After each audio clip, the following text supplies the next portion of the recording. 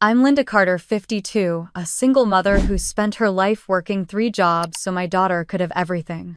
I thought I had seen every betrayal life could throw at me. Until at my daughter's beach wedding in Miami, I heard her fiancé smirk and say, "Pay us $50,000 or vanish forever." My daughter added, her voice cold as the ocean breeze, or "Enjoy a lonely nursing home, Mom." I took a slow sip of champagne, looked them dead in the eyes and whispered, "You forgot one thing." Their faces turned pale. Moments later, chaos erupted, and I didn't lift a finger.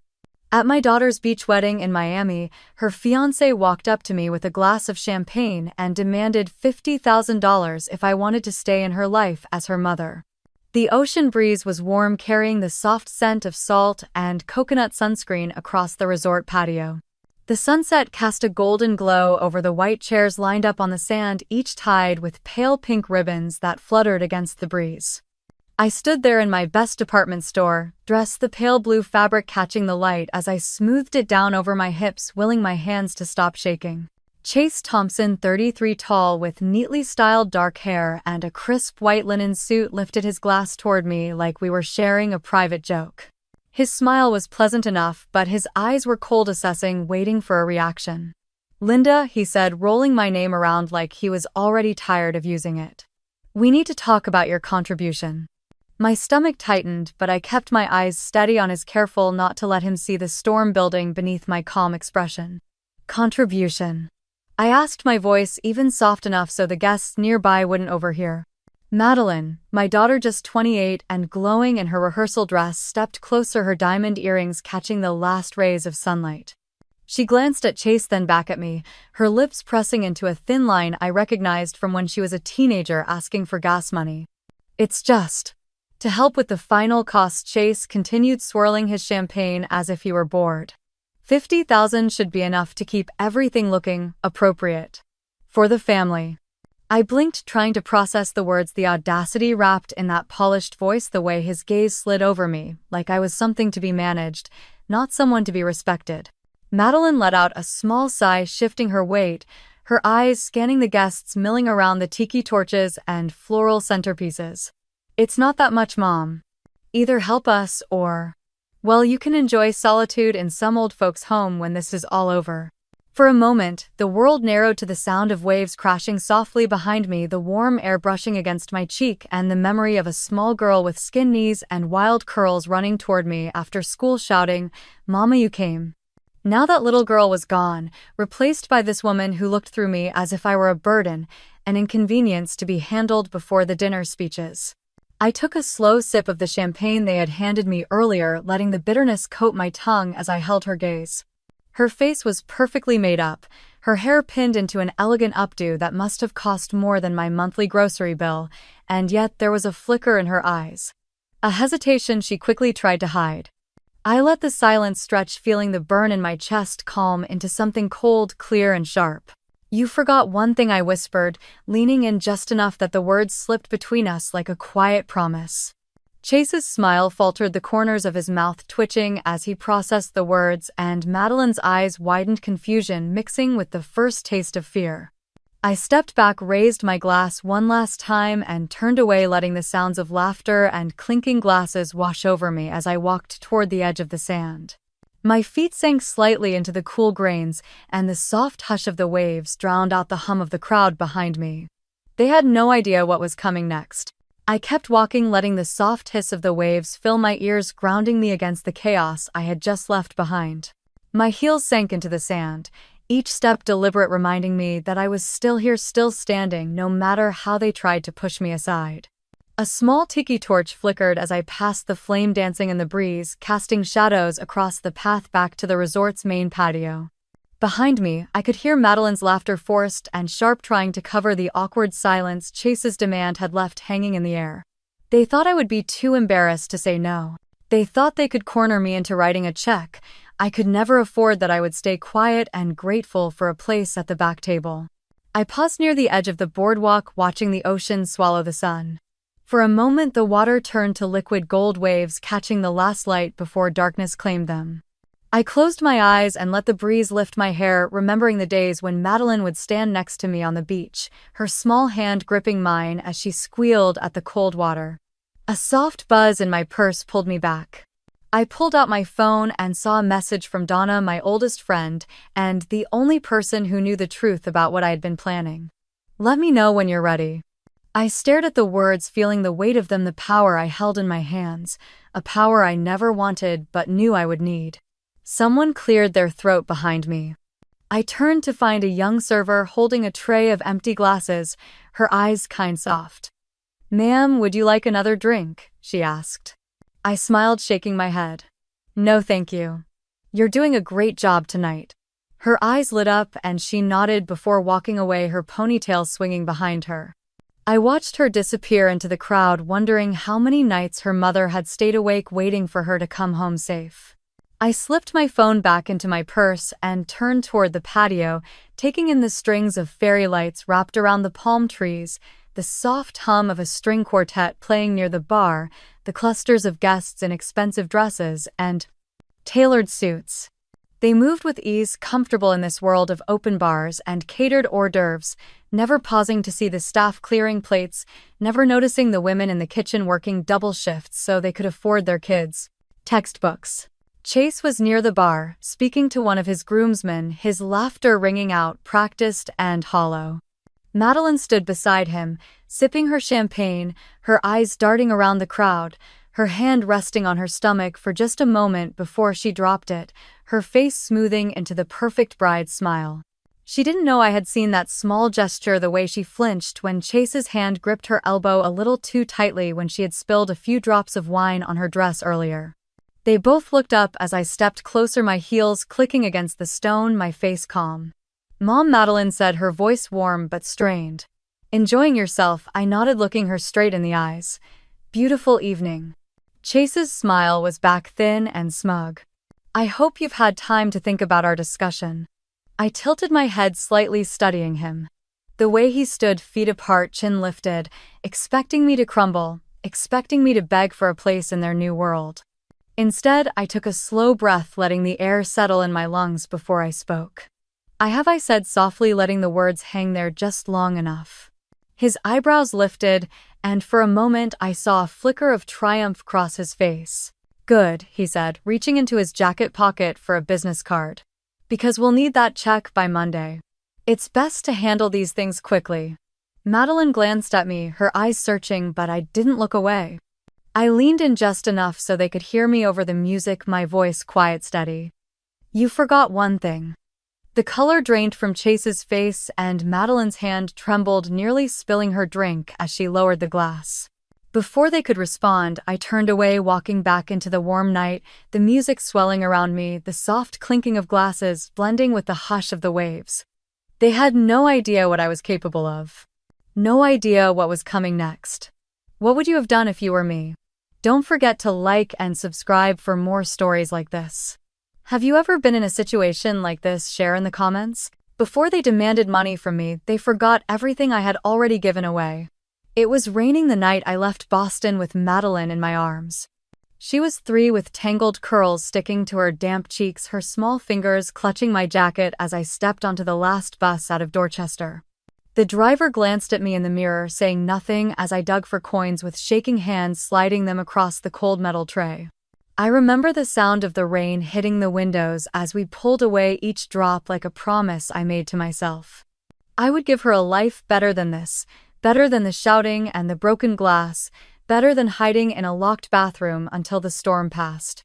The apartment I found was the size of a closet, a one-room unit above a laundromat that smelled of bleach and stale air. But it had a deadbolt and a small window that let in the morning sun, and for a moment that was enough. I worked mornings at a diner on Tremont Street, pouring coffee for men in suits and college students half asleep over textbooks. I scrubbed office floors at night in Back Bay, the sound of vacuums humming like a lullaby when the buildings were empty. On weekends I watched kids for other mothers who needed a break, rocking babies to sleep while my own daughter played quietly in the corner with a stuffed rabbit we found at a church sale. Every dollar I could spare I tucked into an envelope under the loose floorboard by the window, each bill a small hope folded and hidden for later. Madeline grew, her knees always scraped from the playground, her eyes bright when she brought home spelling tests with stars on them. She loved stories, begging me to read to her at night even when I came home too tired to stand, my feet swollen from hours on the diner floor. "Just one more, Mama," she would whisper, her head resting on my arm as I read, my voice hoarse but steady. When she turned 10, I opened a small savings account at the local credit union, sliding in $20 at a time, sometimes only $5, but always something. It was for her future, for the life I promised her that night on the bus. She worked hard in school just like I did at my jobs, and the day she got her acceptance letter to NYU, she screamed so loud the neighbor downstairs came up to check if we were okay. "Mama, I did it," she cried, waving the envelope, tears streaming down her face. I hugged her, breathing in the scent of her hair, letting her joy wash over me as I hid the fear in my chest. NYU was expensive, more than I could ever imagine, but she had earned it and I would find a way. At night, I lay awake calculating numbers, planning extra shifts, thinking of what I could sell, what bills I could delay. Every part of me believed she deserved this chance, and I would not let money be what stopped her. The day we moved her into her small dorm in Manhattan, she hugged me tight, promising to call every day. She decorated her room with thrift store finds and pinned up pictures of us on the wall, our smiles wide, our arms wrapped around each other, at the beach, at the park. At every small moment we celebrated as victories. She loved fashion, talking about fabrics and lines, showing me sketches she drew between classes. She would call late at night, excited, telling me about a new idea, a small boutique she dreamed of owning one day. "It will be beautiful, Mama," she said. "I'll make you proud." "You already have, baby," I told her, pressing the phone to my ear, closing my eyes so she wouldn't hear the tears in my voice. And when she came home after graduation, her eyes shining with plans, asking if she could take a small space in Beacon Hill for her boutique, I knew what I had to do. I went to the credit union and closed my retirement account, watching as they counted out $120,000, money I had spent my life collecting dollar by dollar, shift by shift. I handed it to her without hesitation, watching her hug me, her voice trembling as she promised, "I won't let you down, Mama." And I believed her. I didn't know then that sometimes dreams have a price, one you don't see until it's too late. Madeline's boutique opened on a rainy Saturday morning in Beacon Hill, the kind of soft drizzle that made the sidewalks shine like glass. I stood by the front window, watching her adjust the display of vintage scarves and handmade jewelry she had curated with so much care. She wore a simple white blouse and black slacks, her hair tied back in a loose knot, a few strands framing her excited, tired face. She turned to me, her eyes bright. "We did it, Mama," she said, her voice filled with wonder. "Yes, baby, you did," I whispered, reaching out to tuck a curl behind her ear. That first day, only a few customers trickled in, neighborhood women with coffee cups in hand, curious about the new shop on the corner. I watched Madeline greet each one with her soft, confident voice, showing them the racks of dresses, telling stories about the designers, explaining how each piece was chosen. The register barely rang that day, but her smile never faded. That night, I stayed behind to help her sweep the floors, folding scarves and straightening racks, while she counted the small stack of bills in the register. "It's a start," she said, trying to sound brave. "It's a beautiful start," I assured her, touching her shoulder lightly. Days turned into weeks, and slowly word spread about Madeline's attic. An influencer from Boston stumbled in one afternoon, fell in love with a hand-sewn blue coat, and posted a photo online. The next morning, there was a line down the block. Madeline called me, breathless, telling me she needed help with inventory, and I rushed over from my early shift at the diner. I stood behind the counter, carefully folding dresses into paper bags, watching her shine as she moved among the customers, her laughter ringing out like music. Sometimes I would catch her looking at me, her eyes softening, and I would see the little girl who once held my hand on the walk home from school. Those moments were enough to keep me going, even when my feet ached and my hands shook from the double shifts. The boutique grew quickly, and Madeline's confidence grew with it. She started meeting with local designers, attending small shows, and planning pop-up events to bring in new clients. She would call me late at night, excited about a new supplier or a fabric she had found, her voice dancing through the phone as I lay on my worn couch, eyes heavy but heart light. "Mama, I can't believe this is real," she would say. "It's real because you made it real," I would tell her. Then one day she called to say she had met someone. His name was Chase Thompson, from a wealthy Boston family with a smile that could light up a room and a confidence that made people lean in when he spoke. "He believes in me, Mama," she said, her voice glowing. "That's wonderful, baby," I said, though I felt a quiet worry settle in my chest. The first time I met Chase, he shook my hand firmly, his eyes sharp, scanning me quickly before offering a polite smile. He was dressed in a tailored navy suit, expensive watch on his wrist, shoes polished to a mirror shine. "Linda, it's a pleasure," he said, holding eye contact just a moment too long.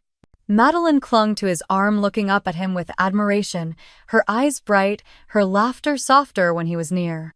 They started planning a future together, speaking of expansion, of moving the boutique to New York, of blending dreams and ambitions into something bigger. And slowly I started to notice the way she looked at me changing. Less like a daughter who saw her mother as the center of her world, and more like a woman tolerating a reminder of the life she wanted to leave behind. I tried to ignore it, telling myself it was just part of her growing up, finding her own path, but each time she glanced at me with that polite, distracted smile, it felt like a small cut, a reminder that I had spent my life giving her everything only to watch her drift further away. Then one afternoon, as I was folding dresses behind the counter, I heard her talking to Chase near the register. "She's just not used to this world," Madeline said, her voice quiet, almost apologetic. I froze, the fabric soft in my hands, the words sinking in deeper than I expected. Chase chuckled softly. "She'll learn, Maddie. Or she won't." I set the dress down and stepped outside, letting the cold Boston air sting my cheeks, breathing in deeply to steady myself. That was the moment I realized the look in Madeline's eyes was no longer pride or gratitude. It was pity. Have you ever felt someone you loved drift away while you stood still? What would you have done if you were me? Don't forget to like and subscribe for more stories like this. I didn't just invest in my daughter's dream. I protected her future even when she didn't know. Donna had always been the one person I could call without hesitation, no matter the hour. We met years ago when she was fighting for custody of her own kids, and I let her crash on my couch until she found her footing. Now, at 55, she was a sharp-eyed paralegal working at a small but tough Boston law firm.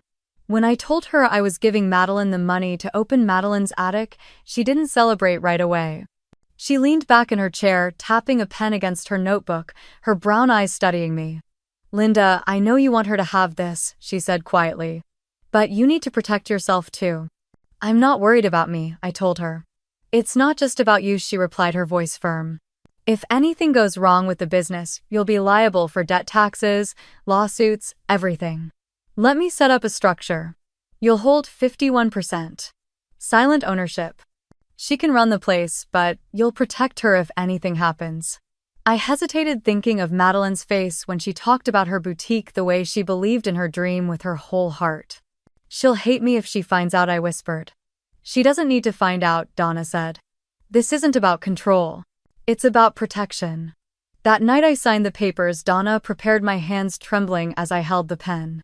I told myself it was the right thing, the only way to keep Madeline safe from the world's sharp edges. The early months of Madeline's attic were harder than either of us expected. Sales were slow, rent was high, and the electricity bill seemed to double every month. Madeline tried to hide her fear, but I saw it in the way she chewed her lip while checking the register, the way her shoulders slumped after a quiet day. So I helped, quietly. I paid half the rent for 6 months, slipping the money into the landlord's mailbox late at night, so Madeline wouldn't know. I dropped off bags of groceries under the guise of extras from work and paid for small repairs when a pipe burst in the tiny bathroom. Then one Friday afternoon, everything changed. An influencer from Boston, a young woman named Sierra, walked in looking for a coat for a fall shoot. She tried on a blue wool piece Madeline had sourced from a small local designer and posted a photo to her page, tagging Madeline's attic. The next morning, there was a line outside the shop before Madeline even unlocked the door. I watched from across the street, a coffee cup warm in my hands, as my daughter rushed to greet customers, her face flushed with excitement. She called me that night, her voice shaking with joy. "Mama, we sold out of the new stock. People love it. They really love it. I'm so proud of you, baby," I told her, meaning every word. The boutique took off after that, becoming a small local gem in Beacon Hill. Madeline was invited to pop-up markets, featured in local blogs, and even made a small television spot for a Boston morning show. She started meeting friends for brunch, chatting about the business with bright eyes and eager plans, telling them how she built it from the ground up, how she found the courage to take the leap. Sometimes when I joined her for coffee, she would talk about her plans with a spark I adored, but there were moments when her eyes would slide past me, her smile faltering as if she remembered I didn't quite fit into this new world she was so building. I told myself it didn't matter, that seeing her happy was enough. Then she met Chase Thompson. Tall, confident, with the easy charm of a man who never had to worry about the price of rent or the hours on a paycheck. He showed up at the boutique one day with flowers and took Madeline out for coffee. The next week they were inseparable.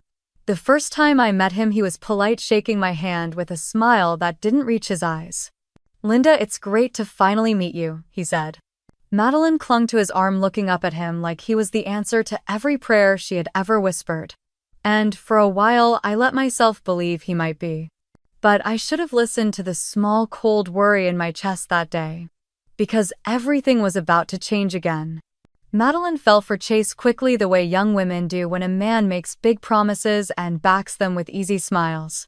I watched her fall in love with the way he opened doors for her, the way he spoke about their future like it was already written.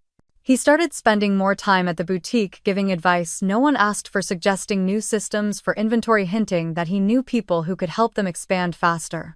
Madeline listened, nodding, eyes wide, eager to please him. "He just wants to help us grow, Mama," she told me one evening as we packed up after closing. She was folding dresses, her hands moving quickly, her mind somewhere else. "Make sure it's your decision, Maddie," I said softly, tying up a bag of trash. She looked at me, her lips pressing together, a flicker of something in her eyes that I couldn't name. "I know what I'm doing," she replied, her voice calm but distant. I let it go, even though something inside me didn't feel right. A few weeks later, Madeline started talking about New York again, about moving the boutique, finding investors, taking the brand to a bigger stage. Chase stood behind her at dinner, his hand on her shoulder, his eyes watching me carefully. "It's the next logical step," he said. "Madeline's attic has potential. It just needs the right push." "And the right investors, I suppose?" I asked, forcing a small smile. "Exactly," Chase said, flashing those perfect teeth. "You get it." Madeline didn't notice the way his hand tightened on her shoulder or the way his eyes hardened when I didn't nod fast enough. She was too busy dreaming about bright lights and big windows, racks of clothes under spotlights, her name on a neon sign. That night after they left, I sat at my small kitchen table, the quiet of my apartment pressing in around me. I pulled out the paperwork Donna had given me, flipping through the pages that said I still held 51%. Silent ownership. Protection. I ran my finger along the signature line where I had signed my name, remembering why I had done it, why I needed to keep this promise to the little girl who used to run home to me after school, clutching spelling tests with gold stars. My phone buzzed just past midnight. It was Donna. "Need to talk tomorrow. Urgent." I didn't sleep that night. I lay on the couch, staring at the ceiling, listening to the sounds of the city outside my window, the hum of cars, the occasional shout, the quiet that came just before dawn. At 9 sharp, I walked into Donna's small office near South Station, the bell over the door jingling as I stepped inside. She was already waiting, a file on her desk, her face pale, serious. "What is it?" I asked, my voice tight. She pushed the file toward me. "I had a contact check something for me like we discussed." I opened the file, my eyes scanning the papers inside. Names I didn't recognize. Numbers. LLC filings. Transfers. "What am I looking at?" I whispered.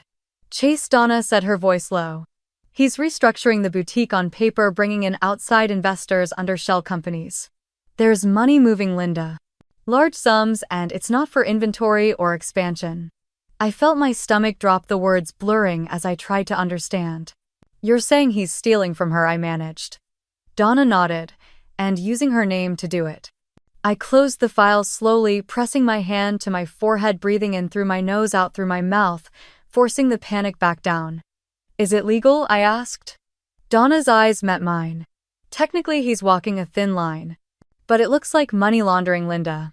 And if it blows up, they'll come for Madeline. And for you. My hands were cold, trembling as I gripped the edges of the desk. She reached across, covering my hand with hers. That's why we set up your ownership. You can stop this, Linda. Before it's too late. I looked at the file again, the weight of it heavy, the truth crashing into me. Madeline was so in love, so blind, and I was the only one standing between her and the storm she didn't even see coming. I lifted my eyes to Donna's, my voice quiet but certain. Tell me what I need to do. Have you ever discovered a secret that changed everything? What would you have done if you were me? Don't forget to like and subscribe for more stories like this. I found out they didn't just want my money. They wanted me erased from their lives. It was a cold Tuesday morning when I stopped by Madeline's attic to drop off coffee and some fresh bagels. The shop smelled like lavender and cedar, the racks filled with new spring inventory she was so proud of. Madeline was in the back on a call, pacing, her voice low but sharp in that way it was when she spoke to Chase. I set the coffee on the counter and waited, pretending to straighten a row of scarves. Yeah, I know, but she's coming by again, Madeline whispered her back to me. I turned away, pretending not to hear the words sinking into me like ice. When she finally hung up, she forced a smile, thanked me for the coffee, and said she needed to run a quick report for a supplier.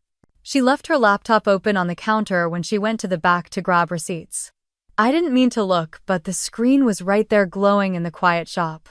A spreadsheet was open, color-coded, and neat, labeled Mom Management. My breath caught my eyes, scanning the headers. Wedding seating chart, talking points. Tasks to keep Linda occupied. Limit her contact with Chase's parents. Schedule vendor meetings during key photo times. I swallowed, blinking hard, my hands gripping the counter so tight my knuckles turned white. They were planning to push me to the edges of Madeline's wedding, to keep me away from important moments, to make sure I was just another guest in the background. I scrolled down, reading the notes. If she resists, use the baby. Remind her it's for appearances. Offer her small tasks to feel included. I heard Madeline's footsteps and closed the laptop, stepping back, forcing my breathing to steady as she walked in with a stack of papers. Everything okay, Mama? She asked, her voice sweet, her smile tight. Everything's fine, I lied, grabbing my purse. I have to get going. As I walked out, the cold Boston air hit me hard and I let it burn, let it wake me up. That night I couldn't sleep.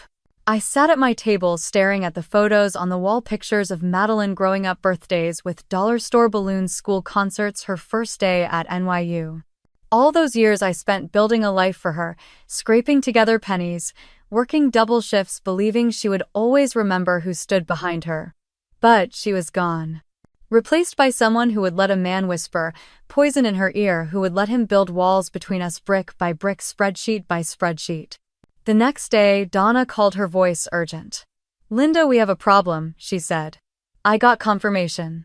Chase moved $150,000 out of the boutique account into a holding company under his name. It's tied to a project called South End Flats. What is that? I asked, gripping the phone. It's a real estate development, she said. They're using your boutique's funds to secure a down payment. If this goes bad, you and Madeline will be liable. My heart pounded, my mouth dry. She doesn't know, does she? No, Donna said quietly. She thinks it's an investment for a New York boutique expansion. Chase told her it was a step toward the future. I closed my eyes, feeling a wave of nausea. And there's more, Donna continued. I heard from a source that Chase is pressuring Madeline to ask you for more money. Another $50,000. I pressed my hand against my forehead. Why? Because Madeline is pregnant, Donna said softly. And Chase is using it to push her, saying you need to step up as the grandmother if you want to stay involved. I let out a sound I didn't recognize, half laugh, half sob, as the truth settled over me. They weren't just taking my money, they were taking my daughter, my future, my family. I opened my eyes, my voice steady, as I spoke. Donna, tell me exactly what we need to do. Have you ever discovered betrayal from someone you loved the most? What would you have done if you were me? Don't forget to like and subscribe for more stories like this. I didn't cry after the call ended. I stood at my window watching the snow falling under the streetlights, flakes drifting down in the yellow glow piling softly on the sidewalk. I thought about Madeline, about the nights she curled up beside me in bed when thunder scared her, how she would clutch her stuffed rabbit and whisper, "It's okay, Mama, I'm brave." I thought about every overnight shift, every dollar folded into an envelope, every promise I made to myself to protect her from the world, even when it meant I had nothing left for me. And now she was letting him use her, letting him dangle that baby as a bargaining chip, letting him erase me from her life with a polite smile and a spreadsheet. I couldn't let that happen. The next morning, I met Donna at her office, the cold Boston wind biting at my face as I stepped inside. She handed me coffee, her eyes tired but sharp. "Linda, I've started drafting paperwork," she said. "But I need you to understand, once we move forward, there's no going back." I nodded, wrapping my cold hands around the cup, letting the warmth seep into my skin. "He's using her, Donna. She's too blind to see it." Donna sighed, rubbing her temples, "And if you step in, she may hate you for it." I looked at her steady. "Better she hates me now than loses everything later." She slid a folder across the desk. "These are your rights as majority owner. We can freeze accounts, demand an audit, and legally require Chase to provide all financial documentation. And if he refuses," I asked. "Then we take it to court," she said, "but it will get messy." I took a deep breath, closing my eyes for a moment, picturing Madeline's face when she was 7, losing her first tooth, looking up at me with pride. "She's pregnant, Donna," I whispered. "He's using that baby to keep her in line." Donna's face softened, but her voice stayed firm. "Then we protect her now." Later that day, I went to Madeline's attic, the bell chiming softly as I walked in. Madeline was behind the counter, her face brightening for a moment before she noticed my expression. "Mama, what's wrong?" she asked. I looked around at the shop, at the racks of dresses, the smell of lavender, the quiet hum of the heater fighting against the February chill. "We need to talk, Madeline," I said, keeping my voice calm. She hesitated, glancing toward the back room. "Can it wait? Chase is meeting me for lunch." "No," I said firmly. "Now." She sighed, walking around the counter, folding her arms. "What is it?" I pulled out the paperwork Donna had given me, placing it on the counter. "You need to read this." Her eyes flickered, a shadow crossing her face as she glanced down, then back at me. "What is this, Mama?" she asked, her voice careful. "It's the ownership structure of this boutique," I said. "The one I paid for. The one I've protected for you." She swallowed, her lips tightening. "I know you helped me, but Chase has a plan. A plan that's draining this business dry." I cut in, my voice rising before I pulled it back. "He's using your name to fund his projects. He's putting you and that baby at risk." Madeline flinched, her hand going to her stomach instinctively. "How do you know?" "Because I've been protecting you long before Chase walked into your life," I said softly. "And I'm not stopping now." She looked away, tears welling in her eyes, shaking her head. "You don't understand. He loves me. He wants us to have a future." I stepped closer, placing my hand over hers. "Baby love doesn't come with conditions. It doesn't demand you betray yourself." For a moment, I saw her crumble, the strong, determined woman slipping away to reveal the scared girl I once carried on my hip. Then the door opened, the bell chiming as Chase walked in, his smile freezing when he saw me. "What's going on here?" he asked, his eyes narrowing. Madeline stepped back, wiping her eyes quickly, trying to compose herself. "Nothing," she whispered. But it wasn't nothing. It was the beginning. Have you ever had to protect someone you love from themselves?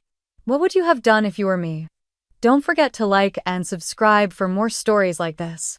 They thought they could corner me at my own daughter's wedding. The ocean air smelled like salt and roses as I stepped onto the sand, my thrift store blue dress catching in the breeze. It was the nicest dress I owned, pressed carefully the night before, the color reminding me of the sky on the day Madeline was born.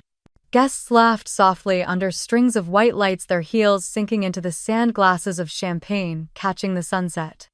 I saw Chase's parents near the front, their jewelry flashing, the expensive kind that spoke without words. A server led me to my seat, a table tucked at the far edge of the reception near the dunes, so far back I could barely see the arch where Madeline and Chase would say their vows. The tablecloth was pressed, the flowers fresh, but I knew what this table meant. It meant I was hidden. I sat down, smoothing my dress, lifting my chin as guests filtered in with their designer gowns and tailored suits, greeting each other with polite laughter and air kisses. I caught glimpses of Madeline moving between guests, her wedding dress, a shimmering white lace and silk flowing behind her like a promise. The dress cost $30,000. I knew because she told me once in a quick call, laughing lightly, saying Chase's parents said it's nothing mama, just a drop in the bucket. Once I had dreamed of buying her a dress like that, but dreams change when you're working overnight cleaning offices, counting pennies for rent, saving for a better life you're not even sure you'll live to see. Now she wore that dream and I sat at the back of her wedding waiting to see if she would look for me. She didn't. They came to me after the ceremony, Chase in his crisp suit, Madeline's hand resting on his arm, the diamond on her finger catching the last glow of daylight. Mom, Madeline started, her voice careful, too careful. Can we talk? I stood, the sand shifting beneath my shoes, the breeze lifting her veil around us. Chase spoke before she could continue, his smile, thin, practiced. Linda, we're glad you're here. But there's something we need to discuss. I didn't say a word. I let the silence grow until even the ocean seemed to pause. Chase shifted, clearing his throat. We need you to help with the wedding costs. $50,000. I blinked, my face calm, my heart steady, though I could hear it in my ears. $50,000, I repeated softly.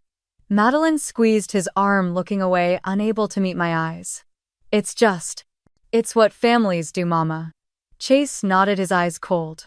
It's the price of staying in this family, Linda. I looked past them, seeing the investors. Chase had invited the people who had become partners in Madeline's attic without her understanding the cost, without knowing the woman who had built that dream penny by penny.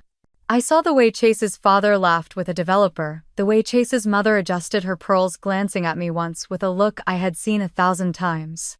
Dismissal. I let a slow breath fill my lungs, letting the salt air clear the heaviness that wanted to pull me under. Then I smiled. It wasn't the smile they expected, the small trembling one of a mother grateful to be allowed a place at the table.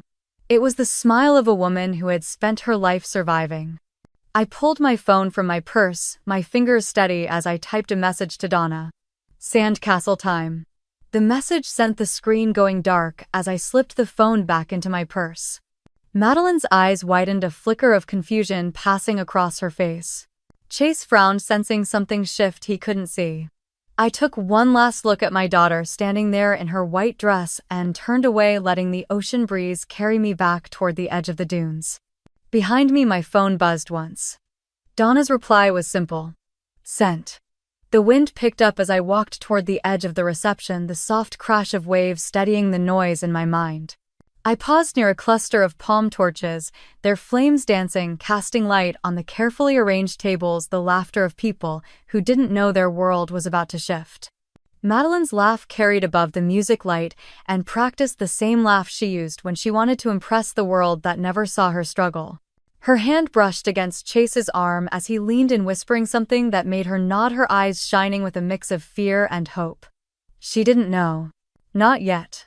Across the lawn, servers began moving small envelopes in hand, sliding them to guests who checked their names before tearing them open. A murmur rose, soft at first, then louder, confusion turning into sharp questions. Chase's father stood near the bar, a glass of whiskey in his hand, reading the papers with a tightening jaw. His wife reached for his arm, her eyes darting around, searching for Chase. Donna's legal team had delivered the notifications to every investor Chase had brought into Madeline's attic without her knowledge. A formal audit was now in place. All assets were frozen until an investigation into unauthorized transfers was complete. The South End Flats project would no longer have its quiet funding. I watched Chase from the shadows, the way his smile faltered as one of his groomsmen showed him the envelope, pointing toward the group now forming around his parents. Chase's hand tightened around his glass, his face paling as he scanned the growing unrest, the perfect facade of his wedding day cracking. Madeline noticed first, her smile fading as she turned toward the noise, her brows furrowing when she saw her new father-in-law's glare, the way guests began to back away from them, whispering. Chase leaned in, speaking quickly to her, but she pulled back, shaking her head, her eyes widening, searching the crowd until they landed on me. I stepped forward, letting the torchlight catch the calm on my face. Madeline broke away from Chase, the layers of her dress catching on the grass as she hurried toward me. Mama, what did you do? She demanded, her voice trembling, eyes bright with panic. I kept my gaze steady, meeting hers, seeing the fear there, the confusion, the betrayal she couldn't yet understand. "What I had to," I said softly. "You're ruining everything," she hissed, glancing over her shoulder as Chase stalked toward us, his jaw clenched, the perfect groom losing his composure. "No, Madeline," I replied, my voice calm, steady over the wind and the music. "I'm protecting you." Chase stopped a few feet away, his eyes cold, his hands clenched at his sides. "You think this changes anything, Linda?" he said, his voice low, dangerous. "You think you can stop what's coming?" I tilted my head, letting the sea breeze lift a strand of hair from my face. "I don't have to stop it," I said. "You already did." Behind him, his parents began moving toward us, their faces dark, the papers in their hands fluttering like white flags that promised war. Chase turned, seeing them, and for the first time fear crossed his face, quick and sharp before he masked it with anger. Madeline looked between us, her hand on her stomach, the tears building in her eyes as she realized she was caught in the middle of something she never saw coming. "Mama," she whispered, her voice breaking. "Please, not today." I reached out, brushing a tear from her cheek, letting my hand linger for a moment. "You'll understand one day," I said softly. And then I stepped back, leaving her there as Chase's parents closed in, as the guests began to realize the perfect wedding was no longer perfect. I turned toward the ocean, the soft hiss of the waves calling me away, each step lighter as I moved toward the boardwalk, letting the wind carry the noise of the unraveling behind me. I didn't look back. Have you ever had to choose between peace and protecting the ones you love? What would you have done if you were me?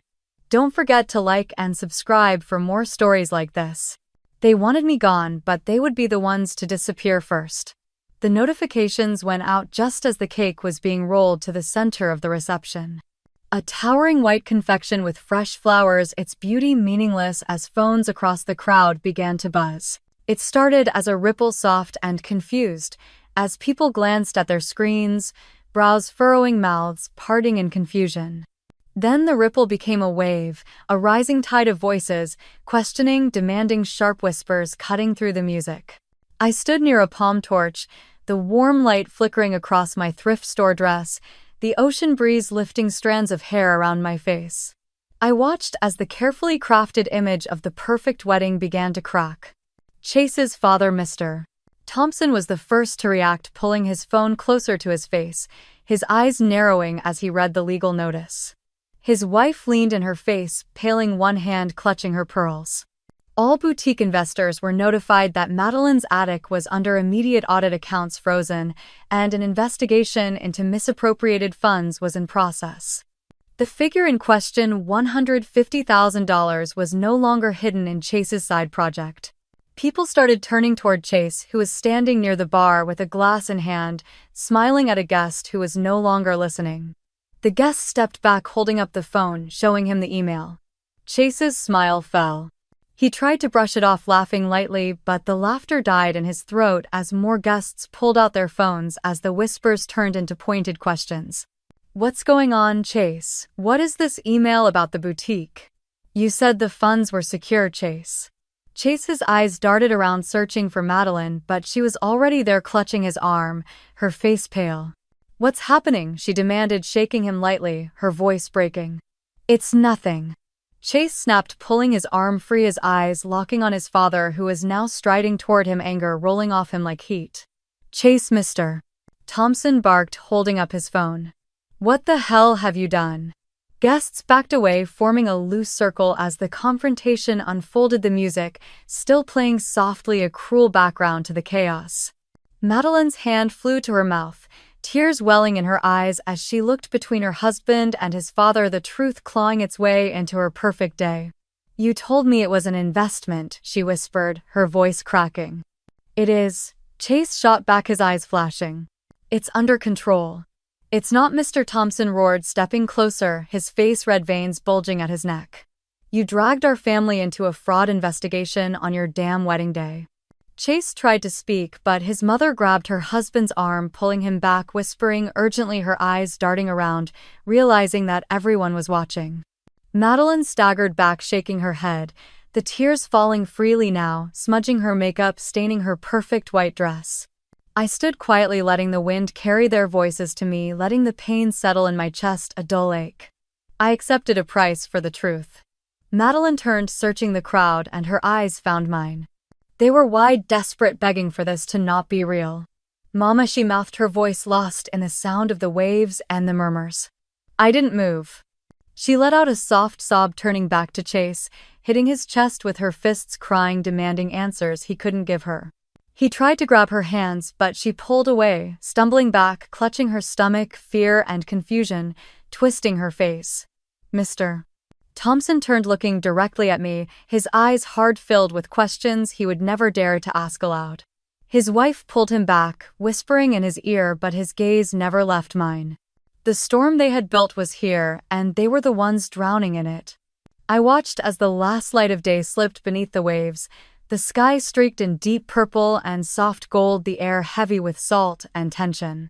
Guests began to scatter, gathering their purses, pulling shawls tighter, whispering as they moved away from Chase and his parents, who were now arguing in low, furious tones. Madeline stood alone, the train of her dress dragging in the sand, her hair coming loose around her face. She looked like a child again, small, and lost, her hands trembling as she tried to wipe the mascara from her cheeks. I wanted to run to her, to pull her into my arms, and promise her that everything would be okay. But I couldn't lie to her anymore. She turned and saw me standing by the tiki torch that flickered against the darkening sky, my face calm, the ocean crashing behind me. She took a step, then another, until she was close enough for me to see the freckles across her nose, the fear in her eyes. "Mama, please," she whispered, her voice breaking, her breath coming in quick, shallow gasps. "Tell me this isn't happening." I looked at her, taking in the dress, the makeup, the ring that still glittered on her finger. All the things she thought would protect her, all the things that meant nothing now. "It's happening," I said softly. Her lips quivered and she shook her head, tears spilling down her cheeks again. "You don't understand, Mama," she cried. "I'm going to lose everything." I let out a slow breath, the cold breeze brushing against my skin, grounding me in this moment I had seen coming for months. "I know," I said. She took another step, her hands reaching for me, clutching at my arms, her eyes searching mine for a way out, for a mother's promise to fix it all. "You have to help me," she pleaded. "Please, Mama, I'll lose the boutique, the apartment, everything. I'll lose him." I felt her grip tighten, her nails digging into my skin, but I didn't flinch. "You're going to lose him anyway," I told her, my voice steady, quiet enough for only us to hear. She sobbed, falling forward, pressing her forehead against my shoulder, shaking with the force of it, her tears soaking through the fabric of my dress. "Mama, please," she choked out, her voice small, like the little girl who used to crawl into my bed at night.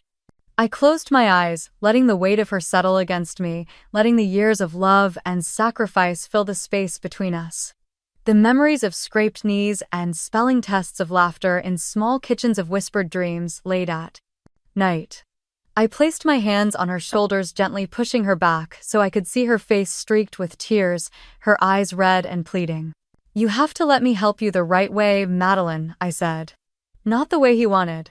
She opened her mouth to speak, but no words came, just another sob that shook her body. She sank to her knees in the sand, her dress pooling around her, her hands gripping the fabric, her head bowed as she cried. "Please, Mama," she whispered so softly I could barely hear her over the waves.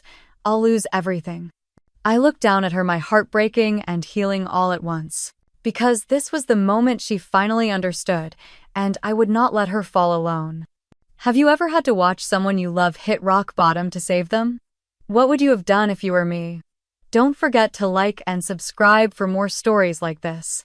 This was no longer about $50,000. This was about dignity. The morning after the wedding, I asked Madeline to meet me at the boutique. The streets were quiet, the air sharp with early spring chill, the kind that made you pull your jacket tighter and keep your head down. Madeline arrived wearing oversized sunglasses, her hair pulled into a messy bun, her hands shaking as she unlocked the door. She didn't look at me as she stepped inside. I followed her in the soft scent of lavender and wood polish hitting me as the door shut behind us. The boutique was quiet, too quiet, the racks lined neatly, the sun catching the small crystals hanging in the window. "Mama, can we not do this now?" she said, her voice tired, breaking a little as she spoke. I looked around at the store she had built with my sacrifices, with my savings, with every overnight shift, and every skipped meal so she could have a shot at a life I never had. "Sit down, Madeline," I said, my voice calm. She hesitated, then sank into the chair behind the small checkout counter, her eyes fixed on the floor. I took a deep breath, steadying my hands as I pulled out the folder Donna had prepared. I placed it on the counter and opened it, letting her see the stack of papers, the highlighted transactions, the bank statements, the emails. "I need you to look at this," I said. She lifted her eyes, tears already forming, but she didn't reach for the papers. "I don't need to see it, Mama," she whispered. "I know." For a moment the air was heavy, the only sound the faint hum of the heater in the corner. "You know," I asked, my voice quiet. She nodded, wiping a tear from her cheek. "I know he took the money. I know he used me." I felt something crack inside me, the anger and grief and love all mixing together in a way that made it hard to breathe. "I spent my life building this for you, Madeline," I said, my voice shaking. "I spent nights alone working until my hands bled so you could have something better. So you could be safe." She started to cry, her shoulders shaking, her hands covering her face. "I thought he loved me," she sobbed. "I thought he would help us grow." I swallowed, letting her words hang in the air, letting the truth settle in. "He loved what you could give him," I said. "Not who you are." The door opened behind us, and Chase walked in, the door chime jingling softly. He was dressed in a dark coat, sunglasses hiding his eyes, but his jaw was tight, his steps quick. "Linda, we need to talk," he said, pulling off his sunglasses, revealing eyes that were cold and calculating. "There's nothing left to talk about," I replied. He glanced at Madeline, who couldn't look at him, then back at me, his lips curling into a forced smile. "You think you can ruin me with this little stunt?" he asked, nodding toward the papers. "You think you're untouchable?" I held his gaze, unblinking. "I think you stole from my daughter. And I think you're about to pay for it." He chuckled, but it was empty, his eyes flicking around the boutique. "I have lawyers, Linda. Friends who owe me favors. You really want to play this game with me?" I leaned forward, lowering my voice so only he could hear. "Chase, the money you took can be traced back to Madeline's attic. The unauthorized transfers, the shell company tied to South End Flats. That's money laundering." His smile faltered just for a moment before he covered it with a sneer. "You wouldn't," he said. "I already have," I replied. Madeline looked up then, her face streaked with tears, her eyes red and tired. "What do I need to do, Mama?" she asked, her voice small, breaking. I placed a clean copy of the ownership documents in front of her along with a pen. "You need to sign this," I said. "I'm taking back the boutique. I'm protecting what's ours." She stared at the paper, then at me, her hand trembling as she reached for the pen. "You think I'd stay silent forever, Madeline?" I asked softly. Her breath caught her eyes, meeting mine as the pen hovered above the paper, her lips parting as if to speak, but no words came. And in that moment she finally saw me. Madeline's hand trembled as she lowered the pen to the paper, the ink catching on the page as she signed her name. Chase took a step forward, his voice low and dangerous. "Madeline, don't do this," he hissed. "You're making a mistake." She didn't look at him. Her eyes stayed on me, tears streaming silently down her cheeks, but her hand didn't stop until the signature was complete. When she finished, she let the pen drop, the sound small but final as it hit the counter. Chase's face darkened, a vein pulsing at his temple as he looked between us, his hands balling into fists. "You think this changes anything?" he snapped. "You think you're safe now?" I held his gaze unflinching, letting him see the steel in my eyes. "It changes everything," I said quietly, "and you know it." He laughed, a sharp, humorless sound that echoed in the quiet boutique. "You think you're smarter than me," he said, stepping closer, trying to loom over me. "I have connections, Linda. Judges, attorneys, people who owe me." I tilted my head, letting a small, tired smile cross my lips. "Then I guess we'll see who they believe," I replied. I reached into my bag and pulled out a small USB drive, holding it up between us. "This has every transfer, every email you sent, every piece of evidence they'll need," I said. "And Donna has copies. So does my attorney." His eyes flickered to the drive, and for the first time I saw fear pass across his face before he quickly masked it with anger. "You wouldn't dare," he whispered. "I already have," I said. Madeline let out a soft sob, covering her mouth with her hand, her shoulders shaking as she realized the weight of the truth around her. "You used me," she choked out, turning to Chase. "You used my name, my dream, for your games." Chase reached for her arm, but she pulled back, shaking her head. "Don't touch me," she cried, backing away, her hand resting over her stomach, protecting the child she carried. "Madeline, listen." Chase started, his voice turning soft, that fake warmth returning. "Don't," she said, her voice hardening, a flash of strength breaking through the fear. "You've done enough." He stood there, breathing heavily, the anger twisting his face as he realized he had lost. I stepped forward, standing between them, my eyes never leaving his. "If you come near her or this boutique again, I will take everything to the DA," I said, my voice steady. "And you will answer for every dollar you stole." His jaw tightened, but he didn't speak, his eyes burning into mine before he finally turned, storming out of the boutique, the door slamming behind him. The silence that followed was heavy, filled with the soft hum of the heater and the sound of Madeline's quiet sobs. I turned to her, reaching out, brushing a tear from her cheek. "It's over now," I said softly. She shook her head, tears falling again. "No, Mama," she whispered, her voice breaking. "It's just beginning." She looked up at me, her eyes filled with fear and a small spark of hope. "What do we do now?" she asked, her voice small. I looked around the boutique, the place we had both sacrificed for the place that was finally ours again. I took a deep breath, meeting her eyes. "Now we rebuild," I said. But deep down I knew this wasn't the end. It was the start of a fight that would test us both. Have you ever had to take everything back to protect what matters? What would you have done if you were me? Don't forget to like and subscribe for more stories like this. I gave my daughter everything. Now it was time to give myself a chance to live. I left the reception before the lights were taken down, before the flowers wilted in the salt air. The soft hush of the waves followed me as I stepped out of my shoes, holding them in one hand, letting my toes sink into the cool sand. The sun was setting, a smear of orange and pink over the water, the breeze warm against my skin. I walked along the shoreline, the cold water washing over my feet, pulling at the edges of my dress. I thought about everything I had given Madeline.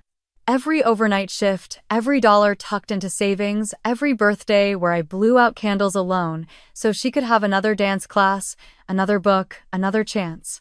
And I thought about how easily she had almost let it slip away, chasing a man who saw her as a stepping stone, who thought he could erase me with a demand for $50,000. But he was gone now. And she was left to face the pieces, the truth, the world she had chosen. I didn't hate her for it. I let the water wash over my feet again, letting the cold clear the ache in my chest. I still loved her. But I wouldn't lose myself for her anymore. Weeks passed and the papers were signed, the ownership transferred fully back into my hands. Madeline stepped away from the boutique, trying to find her footing, her belly growing as the months passed, the reality of her choices settling around her like a heavy coat. She came by once, standing outside the boutique with tears in her eyes, her hand resting on her stomach, asking me if I could forgive her. I told her the truth. "I will always love you," I said. "But you need to learn who you are before you can come back." She nodded, wiping her tears, turning away with shoulders heavy but a small spark in her eyes that told me she was beginning to understand. When the right buyer came, I sold the boutique. I packed the memories of those walls, the laughter and the long nights into boxes, letting the door close softly behind me for the last time. I took that money and moved to Key West, renting a small shop on a quiet street lined with palm trees. I filled it with vintage dresses, handmade jewelry, old records that played softly while I worked. I opened the doors each morning, the ocean breeze sweeping in, the sun warm on my face. I met locals and travelers, people who stopped to chat, who told me their stories while they flipped through dresses and scarves. And for the first time in my life, I wasn't living for someone else. I was living for me. Have you ever had to walk away from everything to find yourself? What would you have done if you were me? Don't forget to like and subscribe for more stories like this. Most mornings in Key West, I opened the shop before sunrise, the air cool and quiet. I would brew a small pot of coffee, letting the rich scent fill the shop as I flipped the sign to open. The ocean was only a short walk away, and sometimes the smell of salt would drift in as I swept the floors, the light of dawn painting everything soft gold. I met people from everywhere, travelers with stories, locals who stopped in to browse or talk, women looking for a vintage dress that made them feel seen. And for the first time, I felt seen too. I felt alive in a way I hadn't in decades, standing behind that small counter wrapping dresses in brown paper, laughing with customers as we shared small pieces of our lives. I was no longer someone's mother, someone's employee, someone's silent backbone. I was Linda. And that was enough.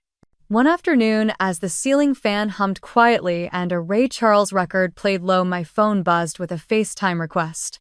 I paused, wiping my hands on a soft cloth before picking up the phone. Madeline's face appeared on the screen, tired but glowing, tears shining in her eyes as she shifted the camera to show a small bundle wrapped in a yellow blanket. "He's here, Mama," she whispered. "His name is Noah."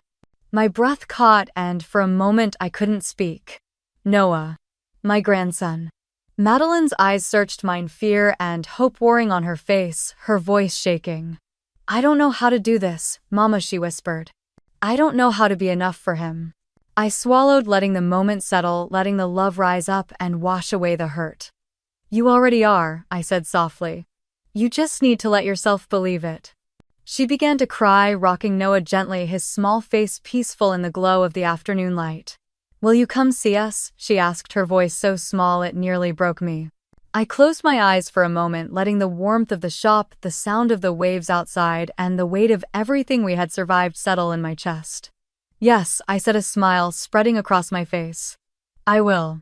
She smiled, tears falling as she whispered, "I love you, Mama." "I love you too, baby," I replied.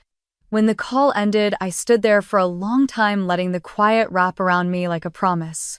I poured myself a cup of coffee, stepping outside into the warm breeze, the sun already low, turning the sky pink and purple. I took a slow sip, feeling the warmth spread through me as I lifted my face to the breeze, letting the salty air brush against my skin. And for the first time, I wasn't afraid of what tomorrow might bring. I was ready. I took another sip, breathing in the ocean, letting the sunset glow on my skin, and smiled. Because I was finally free. Have you ever had to reclaim your life to truly live? What would you have done if you were me? Don't forget to like and subscribe for more stories like this.